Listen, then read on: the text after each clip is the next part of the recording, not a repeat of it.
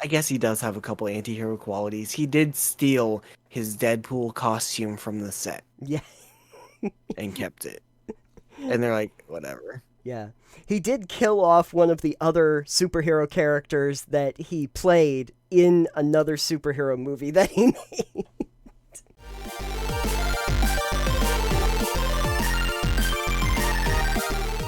So, number one segment on the show, 15 character tropes.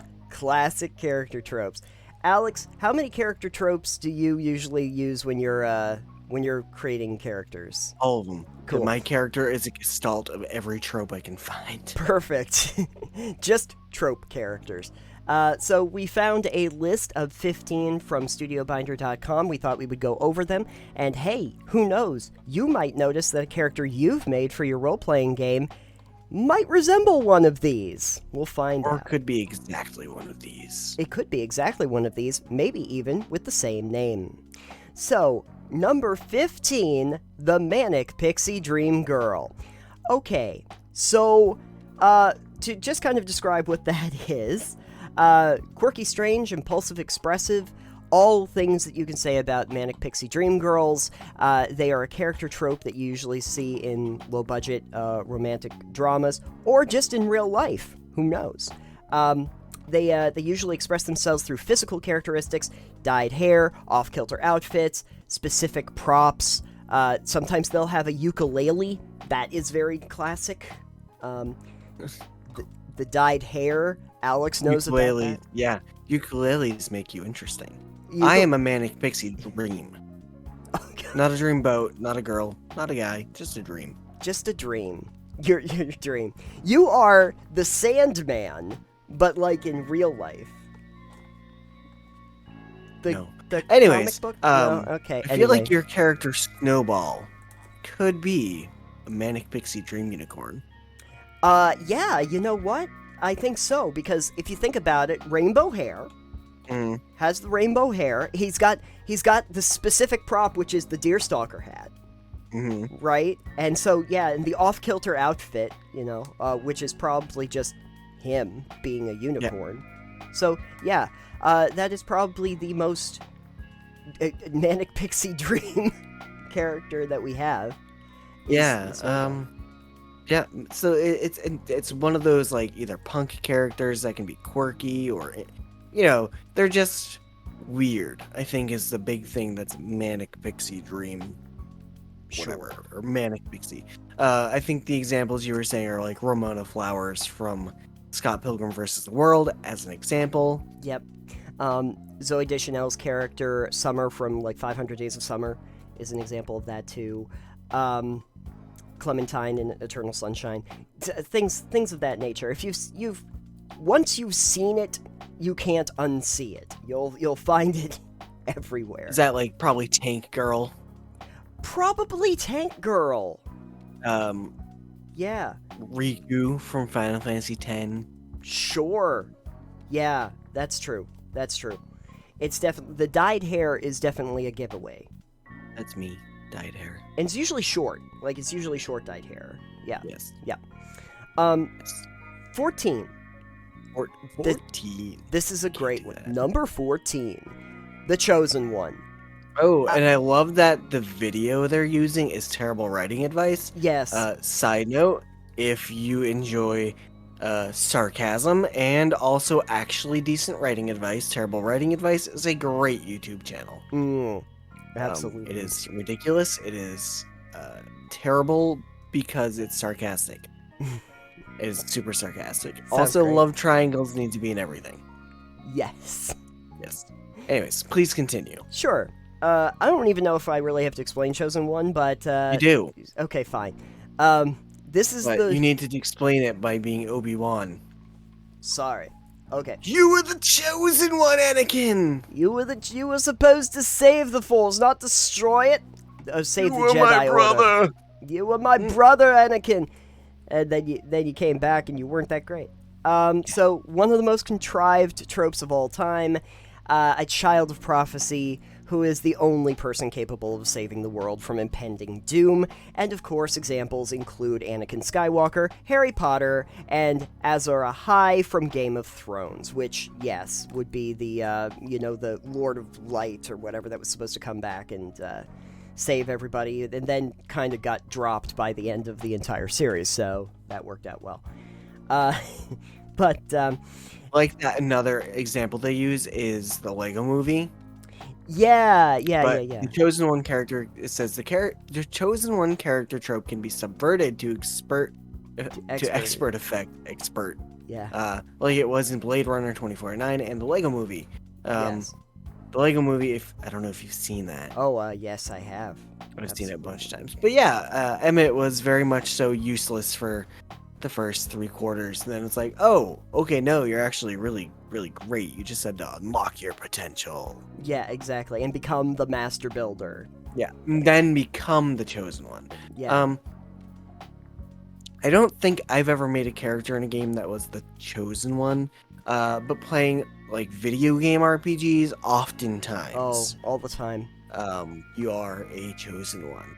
Like Skyrim, for instance, you are the Dragonborn. Yep, you are. And really, you are like a lead character in a lot of things, but I don't necessarily think that, like, maybe the courier in New Vegas would really count as that. I do, however, think that, like, the lone survivor in 3 might count as that, because essentially you're going out into the wilds. You're the one person that can actually go out. I think that's as much child of prophecy as much as child of happenstance. More of a Deus Ex Machina character that ends up as opposed to like the Dragonborn, which is a child of prophecy, essentially. Right. Right. Yeah. Like you're destined for something. Yeah, destiny plays a big part in the chosen one. Yeah, and you will bring order to the Force. Your midi-chlorians were off the scale. Yes, literally you were built this way. Moving on to a little bit more of an interesting trope, though, is number 13, the anti-hero. So, in simplest terms, anti-hero is the antithesis of traditional heroes. Instead of being brave, they're cowardly. They may be the protagonist of the story, but they lack the essential qualities of a traditional hero. Instead of restorative, they're destructive, etc. Yes. Some of the ones they list are Jake Gyllenhaal's character in Nightcrawler, Walter White from Breaking Bad, or Tony Soprano from The Sopranos. I think that the one that people most would associate with the anti-hero, though, is like Deadpool. Yeah, Deadpool 100% is anti-hero because he's a mercenary for hire. He's very destructive, he's very crude. He does not have heroic traits, as you would call them, but he does the right thing. Yeah. Like, at the end of things, he's self-serving, but he does tend to do the more right things often than not. Yeah. Especially if you've seen the Deadpool movies, which if you haven't, what? Yeah, I've seen him. Yeah. Not you. I'm talking to the listener. Talking like, what are you even doing with your life if you haven't watched? Go see Deadpool, unless you don't like that kind of humor, or Ryan Reynolds, but you should. Who doesn't like Ryan Reynolds? Jerks. People who are evil. Yeah, exactly. Evil people don't like Ryan Reynolds. Another, I think, anti-hero would probably be a Blade, perhaps. Yeah, Blade would probably count. And actually Ryan Reynolds himself. Probably. Ryan Reynolds. No, Ryan Reynolds has a lot of heroic qualities. That's true. That's true. So I don't think he's an anti-hero. He's just a hero. He's my hero. I think I only say that because he seems so comfortable playing anti-hero characters. I think he's just an all-around pretty decent human from all accounts. Yeah. Ryan, come on the show. That's right. This is our shilling moment. Although he does, I guess he does have a couple anti-hero qualities. He did steal his Deadpool costume from the set. Yeah. And kept it. And they're like, whatever. Yeah. He did kill off one of the other superhero characters that he played in another superhero movie that he made. So there's that. It's all good. It's good. But yeah, I'm pretty sure everyone knows what the anti-hero is at this point. It's just subversion of heroic qualities. Sure. Um, basically assuming that your character is gonna do the thing that might be essentially heroic, but at the same time is done in the completely opposite way of what you would think the heroic option would be. Here's an interesting one. Would you consider Shrek an anti-hero? Yeah. I think we could make a case that Shrek is the anti-hero. I mean, in some ways, more of a reluctant hero than anything else. Like, I guess yeah, that might be it. 'Cause- reluctant hero. Yeah. He does have he has a good heart. He's a little selfish. Because, like, when Shrek becomes, like, the hero of the story, he does pretty traditionally heroic things. Sure. But he doesn't really... He didn't set out to be a hero. Okay, that's fair. Reluctant hero. Then. Yeah, the reluctant hero. Who knows? Maybe that's on this list. We'll find out. Number 12. The Dumb Jock. 12. The Dumb Jock. So basically, anytime you want to play a barbarian. Yeah, I was gonna give that as an example. Barbarian dumb, he smashed. Exactly. Well, I noticed that they put, like, Troy from Community into the thumbnail, but then, also, like, Steve Holt from Arrested Development, and, of course, like, the actual jocks from Revenge of the Nerds would be, like, in this thing. One of the simplest types of character tropes at its core, two things. You're stupid, and you're good at sports. That's it. That's pretty much it. So, basically, you're super athletic, all physical, nothing going on up top. That's pretty much it. All brawn, no brain. All brawn, no brain. And you know what? I kind of understand why people might want to play a character like that, honestly, because, one, just fun. And number two, real simple. Like, it... Yeah, pretty simple, but you can do a fair amount. Like, especially as role-playing goes, it's like, oh, I don't understand this, so I'm going to break it or smash it or do things that, a smart character might be like, oh, I'm going to investigate it, and a dumb character might be like, this frustrates me, I'm going to break it. Yeah, exactly. I've seen enough examples of that, like, in, like, RPGs, of people playing that, whereas it's like, I get the nuance and the fun that goes along with it. Like, it's just kind of a fun idea, too, like, when somebody has this heady puzzle, or you come up against a wizard or a lich or something, and you're just kind of like, can I just smack it with a sword? It's like, maybe. Can I smack the puzzle with a sword? I'd like to make that happen. Yeah. Dumb Jock is a very straightforward trope, for sure. I don't think it needs a lot more explaining than that. I think we're good with that. So we'll move on to number 11, the Mean Girl. And as you can imagine, the thumbnail that they use for this is basically literally just Regina George from Mean Girls. Yeah. And honestly, probably don't even need to give any more examples, because Rachel McAdam from Mean Girls is pretty much the archetype here. Usually young and affluent who take their feelings of insecurity out on the world. Mean Girls will usually serve as the antagonists in female-led stories. Not exclusively, though, I should say. They can be antagonists anywhere, but they usually are antagonists. Sometimes they're just mean for the sake of being mean. But most of the time it's because they're afraid of losing control. Yeah. I mean, I feel like in RPGs you don't typically see that mean girl as much as just that explanation you just kind of gave. Yeah. This mean for the sake of being mean, or they're afraid of losing control, so maybe someone lawful or chaotic. Like, lawful evil characters might be considered a mean girl. I was gonna say that, like, it's almost like the kind of more modern version of, like, the mustache twirling villain kind of thing, like, just, like, just being mean for the sake of being mean. Well, we'll just call that a sassy bitch. It's just... Sometimes you're just feeling that way. Yeah. It's perfect. But anyway, in case you ever want to play, sometimes I think it would be kind of fun to play a mean girl. Maybe one day I will. I'll find a character that will work for that. You can play a mean manic pixie dream girl. Oh, my goodness. You know what? That sounds great, actually. And you know what? Maybe I'll even play a pixie when I do that. Because I think that's a new character in D&D. A new character race. Moving on, in similar, a little bit of a juxtaposition, number 10... the femme fatale. Yeah. So, or as some of us call it, the femi fatal. The femi fatal. That's right. No, we're not allowed to talk about that game. Oh, sorry. They love nothing more than domineering men and taking everything from them. Oh, yes.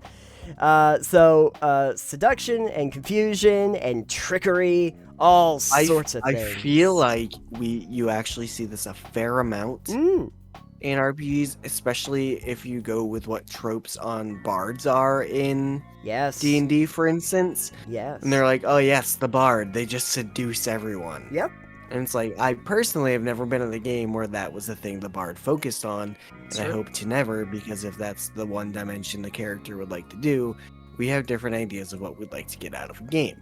Yeah, in fact, to jump off of that, I think that the very trope of the bard is pretty much rooted in the idea of the femme fatale. Yeah, and obviously the femme fatale doesn't have to be femme. It could be male. I don't know what the male version of this is called. Masque mature? Masque mature. Masque mature. It's got an opera mask. Yeah. Masque mature. But yeah, so it's just the seduction and trickery and, as you said, domineering personality. That's very much so like a rogue thing, or someone who would gain intel, or spycraft type stuff.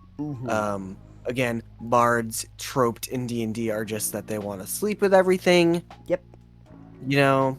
Again, if that's the game you want to play, maybe we're playing different games. Yeah. And frankly, you're literally playing Fatal. Yeah, no, exactly. And it's funny because practically every bard that I've seen in play, including my own, focuses very little on that aspect because it's such a flexible class that you can do a lot of other things with it that are more interesting. Honestly, if I was gonna go with the femme fatale as a character archetype for D&D as an example, I would actually probably go with a cleric. Oh, okay. Not necessarily the domineering part, but go into like one of the trickery or maybe the charm domains. Oh, okay. And then just be like, yeah, I'm a cleric, I heal people, but I also like tricking people and being that femme fatale, as you will. Yeah. It's like, yeah, I can heal you, come to my room.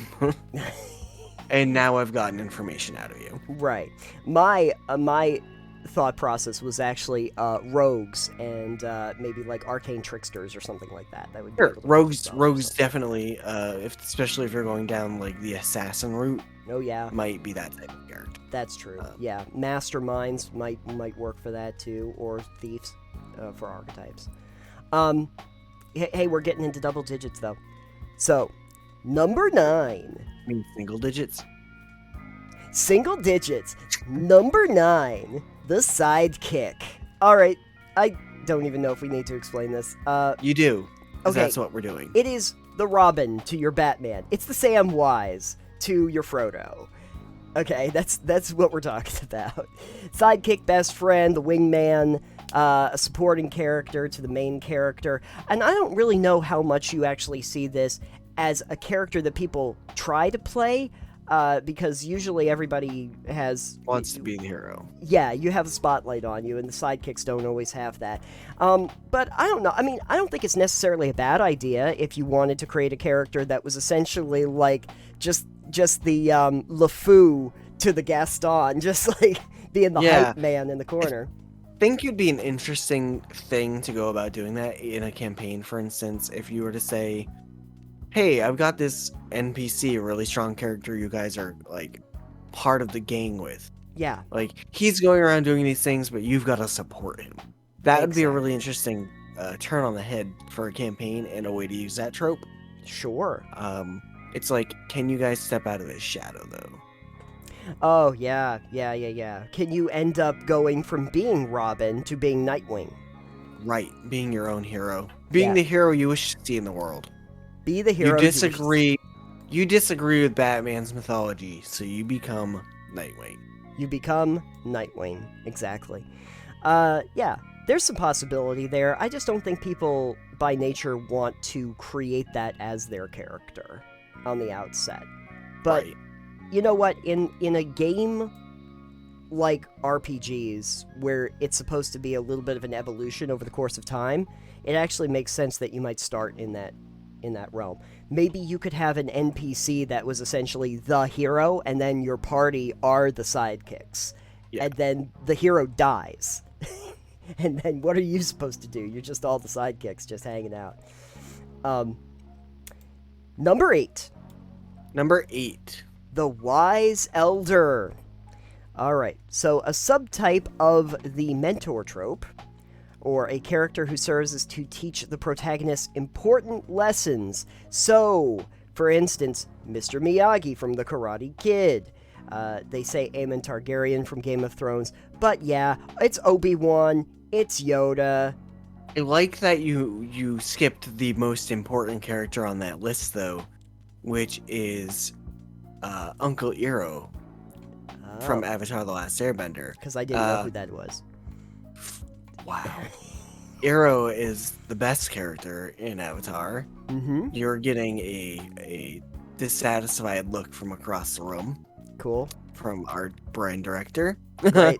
Iroh was Mako Awamatsu, Okay. who also was the voice actor behind Aku from Samurai Jack. Yes. It's very, very rest in peace, Mako. He passed away several years ago. Mm-hmm. But Iroh is a great character, and you're gonna get yelled at now. Perfect. This takes on the, they mention as like Carl Jung's description of the wise old man archetype.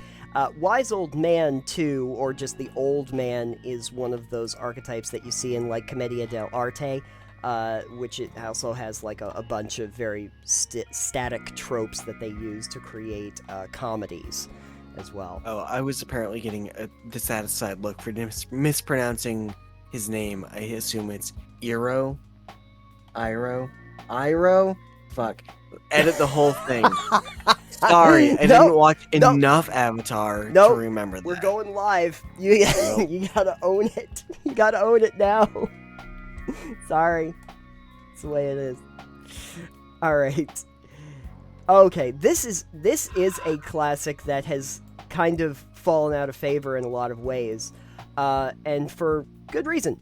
But number 7 on our list, the damsel in distress. Now, typically how this rears its head in RPGs is, oh no, the damsel got stolen from the castles, and we have to go save them. In popular movies, you would see it as like Princess Leia from the original Star Wars, Buttercup from Princess Bride. They have Anne Darrow listed, favorite Princess Fiona from Shrek. Yes, Princess Fiona from Shrek. Why is everything coming back to Shrek today? Everything is Shrek. The sidekick was Donkey. Fine, we'll just, you know what? Screw it. The rest of these, we're just using examples from Shrek. Perfect. We're just, this is the running theme for the segment. It's just Shrek. You can just have the thumbnail with Shrek. Very, like, crazy Shrek eyes. It's all ogre now. Shrek, all ogre now. Shrek intensifies from the side. Shrek intensifies from the side. Donkey! Just say that 100 times. Just use footage from that old Shrek game from the N64.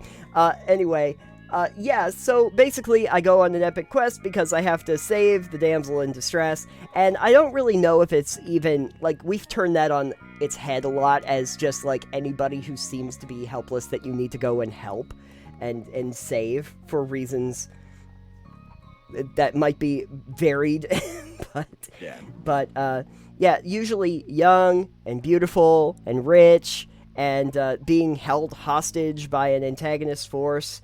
It's the old classic since we had our mustache twirling villain tying the damsel in distress to the railroad tracks, and then the cowboy has to come up and say, tips the fedora or whatever, and just like, it's okay, ma'am, I'm here That's to a save Stetson you.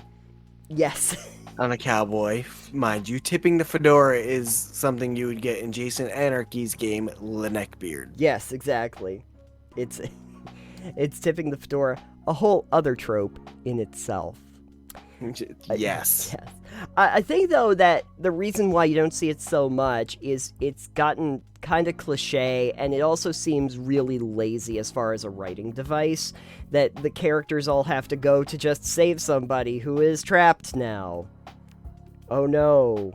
The dragon in Shrek was the damsel in distress. That's true. That's true. And Donkey was not only the sidekick, but the femme fatale. There you go. We're making this work. Who knew that everything you could learn about tropes you could learn from Shrek? Perfect. Yeah, and I don't think that people would typically design their character to be the character that's in distress, because that would be a very boring campaign for you. Just like hold up in a Maybe jail you just cell. don't know you're in distress. That's true. Oh, your whole campaign is figuring out how you can save yourself, because you don't know if anybody's coming to save you. So you have Why to did be all these in bandits come attacking my party? Yeah. Oh, they think I'm in distress. They're trying to save me. Why would she be with these weirdos in this party? We have to save her. Hey, you know what? You could probably make a character out of that. That's an interesting campaign if you wanted to turn it into. I think I like that idea. Yeah, that'd be fun. That'd be fun. No, we're trying. It's the escort mission that went terribly, terribly wrong. And then everybody decided you must not. It turns out that all of those people that were trying to attack the person you're escorting were actually trying to save the person you're escorting, because you seem terrible as people. You're murder hobos. Why would you want anyone to be around you? It's true. True. All right. This is a fun one. Number 6. The neurotic type. So, let me see if I can explain that to you. So, this is the nervous, possibly disheveled character that's unafraid to speak their minds. Usually a little bit more intelligent than characters around them. So, like George Costanza in Seinfeld or Monica Geller from Friends are a couple of the examples that they give. I like the other example, which is Woody Allen in most of his films. All of the Woody Allen characters in all Woody Allen films, basically. Yeah. It's just, or his stand-in, or basically Larry David in literally everything. It's basically it. It's pretty good. Pretty good. So they want to be in control of every situation. They have a lust for rigidity, as they say here, that seems innocuous. Other characters often take umbrage with them. I would say that in terms of... This is actually a fun character type to play around with, because there are types, even in a D&D, like wizards especially, the ones that are studiers of the actual books and the texts themselves, that have to catalog and correlate every single one of their spells and put little tabs on. That is the sort of archetype. I don't know if there would be other classes that would work quite as well on that. Maybe artificers, because they're always trying to like build little things. Bards could be. Rogues could be. That's true. That's true. Paladin, the neurotic paladin would be interesting. A neurotic paladin would be possibly very, very scary. What would a neurotic druid look like? Just really obsessed with plants. So a druid. Yeah, they'd be Okay. a druid. They'd be like this. No, they'd be like, no, that one's ivy. This one is something else. Yeah, exactly. Really interesting gardener. Yes, a very interesting gardener. The constant gardener who also occasionally creates poison plants. So that would be fun. All right. Now we're into the top 5. We're into the top. Let's get this over with. We've got more lists to look at today. That's right. We've got so many lists. Okay, number 5, the mad scientist. And of course, Dr. Evil is the thumbnail here. Fun character trope because it always has something expressive, like Steve Buscemi's mad existential scientist in Spy Kids 2. Love that that's the first example they give. Right. Spy Kids 2. But okay, Doc Brown in Back to the Future, if you're looking for literally, the hero characters. Dr. Frederick Frankenstein from Young Frankenstein. And, of course, Dr. Jekyll from Dr. Jekyll and Mr. Hyde. And Mr. Hyde. And Mr. Hyde. I don't even know if that's necessarily a great example. Just because Dr. Jekyll isn't really a mad scientist, Mr. Hyde is really the insanity. And so they're kind of like dual personalities that, come out. I wouldn't necessarily say, like, Hulk is a mad scientist. But no, Hulk he's does just have a scientist who gets mad. Who gets mad, yeah, and then becomes the Hulk. But I always thought of Hulk as like an allegory for like the Dr. Jekyll and Mr. Hyde, but like in the more modern day, in some Probably. ways. But I think Doc Brown is the interesting one here because Doc Brown is definitely maybe not even a sidekick character, but kind of the hero of the Back to the Future series in a lot of ways, and is definitely like the mad scientist. Always trying to figure out these brilliant contraptions that you can use to do seemingly the impossible. Another one that's a great example of a mad scientist, emphasis on the mad, would probably be Rick Sanchez from Rick and Morty. Oh, very much, yeah. Except he's also got the, I don't know which trope it is, but doesn't give a shit. Yes. Anti-hero? Not quite. He doesn't quite have heroic. I mean, he doesn't really do the heroic thing at all. There's an episode where he does the hero thing, but he's very reluctant. Yeah. And not give a shit. It's a great episode though, actually. So maybe anti-hero, but definitely mad scientist. Definitely mad scientist. Okay. So we got that down, and that's always a fun one to play around with. I would actually say artificers if we're talking about D&D. They're mad scientists by nature. For sure. Most of the time. Some wizards as well. Oh yeah, wizards definitely would be, especially certain archetypes too. I would say like necromancers, you could actually play as like a mad scientist. Yes, I'm making flesh golems. Yeah, you're making flesh golems, or you're building an army for like doing a modern rendition of a chorus line, but you need but you don't have enough people. You need the backup dancers. You need backup dancers. So yeah. you raise the entire town cemetery. Why is he always hanging out at the cemetery? Oh, well, it's just one singular sensation isn't right unless you have at least 10 skeletons in the background. It just doesn't sound right. And then you can do them bones. Anyway, number 4, the smart girl. The example that they give right away is obviously Lisa Simpson from The Simpsons, or Velma from Scooby-Doo, or Katie, who's also the lead character in Mean Girls. But intelligence over beauty. Some that are both. What? No. Wow. So typically costumed with glasses, prudish outfits, old school haircuts. But at some time they might get a makeover. Oh no! It's the she's all that of it.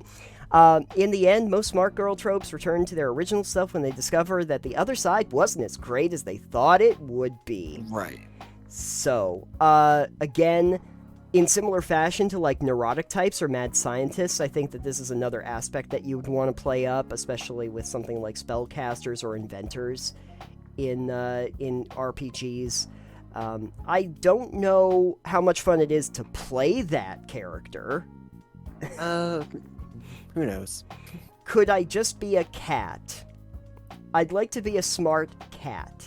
You already play a smart unicorn. I do. I play a smart unicorn. But Snowball knows that he's fabulous. Yeah. I think the next trope ties into that pretty well as well. Oh, yes, it does. Which is probably why we should talk about them at the same time.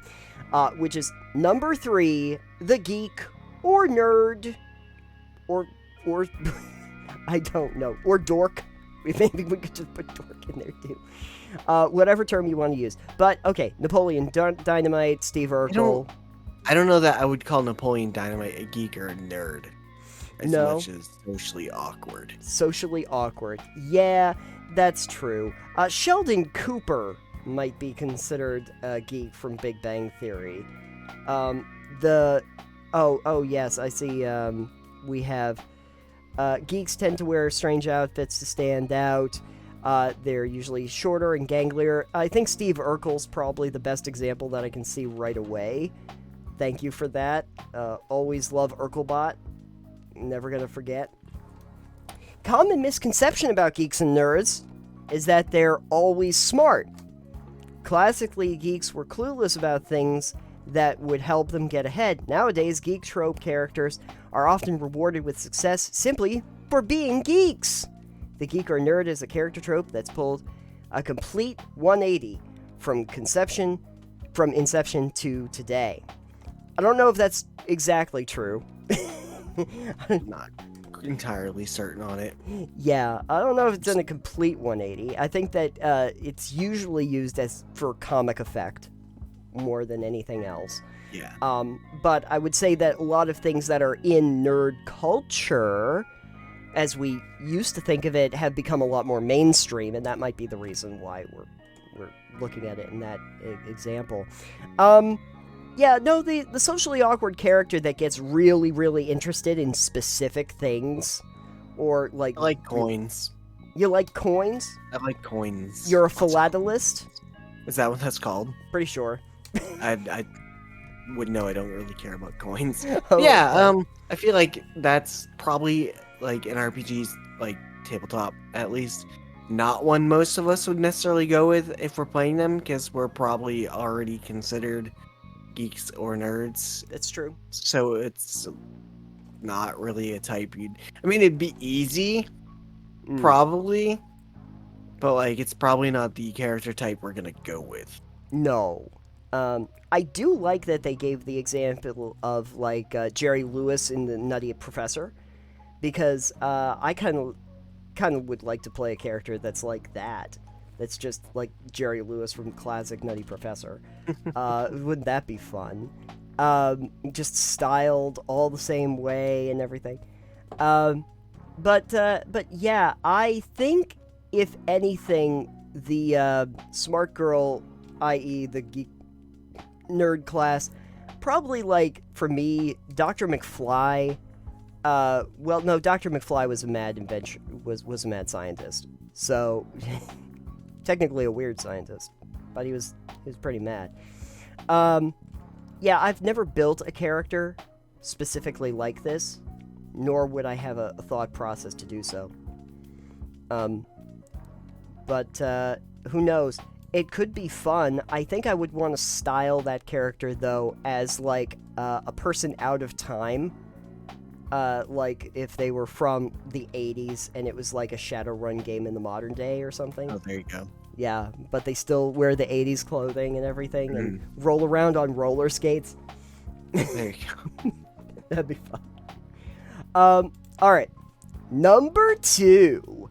The Bad Boy. Boy, I feel like there's actually probably a lot of characters that worked with this. So, bad boy trope is a male character, traditionally, I suppose, who acts rude but is coveted by women who expect they'll be treated differently. Bad boys are typically anti-authority, self-motivated, strong, silent types. So, Marlon Brando in The Wild One, James Dean, well, they say in Rebel Without a Cause, but pretty much everything. And then John Bender from The Breakfast Club, which was Judd Nelson. Yeah. Even though played by John Bender, apparently.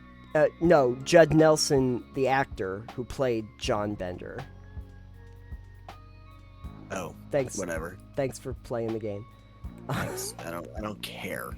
I, however, think that the weird examples are like they're showing in the thumbnail here. They got James Bond over here. Mm-hmm. And then they got the Joker on the other side. Yeah, Mark Hamill's Joker, too. Mark Hamill's Joker, yeah. And I have to tell you, that's a spectrum right there. Yeah. Yeah, I mean, do you think that would have to do something a little bit with alignment? Would you have to play, like, an evil character in order to be a bad boy? think you just have to be a dick. Oh, okay. I could understand characters that are like that. In the Joker's case, incredibly abusive. Abusive, insane, and probably homicidal. Yeah, a little bit of all that. Yeah, exactly. So, hey, if you want to play a character that's basically the murder hobo, I think that we found the bad boy in all of us. If you want to play a character no one else is gonna actually like, Yeah. you make your bad guy the bad boy. Yes. Yes. All the peasants love him because he pushes them into the dirt harder. Right. Right. Like you encounter them as your antagonists. It's just like the tunnel snakes or whatever at the end. Like when you're a tunnel snake for life. And oh god. I don't want to do number 1. We've got to. It's on the list, Nathan. That's true. And you know what? Probably good to mention it anyway. But number 1 in the typical tropes, the token minority. These are interesting characters that are usually thrown into stories to kind of give more perspective, but sometimes it's just done in a very, what do I want to say? It's done without a lot of care for the characters themselves. And it's unfortunate that that's the case. But America Ferrera had dealt with a little bit of this, and she would have been like Ugly Betty, if you remember that. So they have started addressing this, at least in screenwriter rooms. And one of the ways that they do this is actually by making sure that the screenwriters themselves are more diverse so that they can actually give more representation for those characters. Yes. If you're coming at it from one perspective and then you're trying to tell other people's tales, it's a little bit more difficult.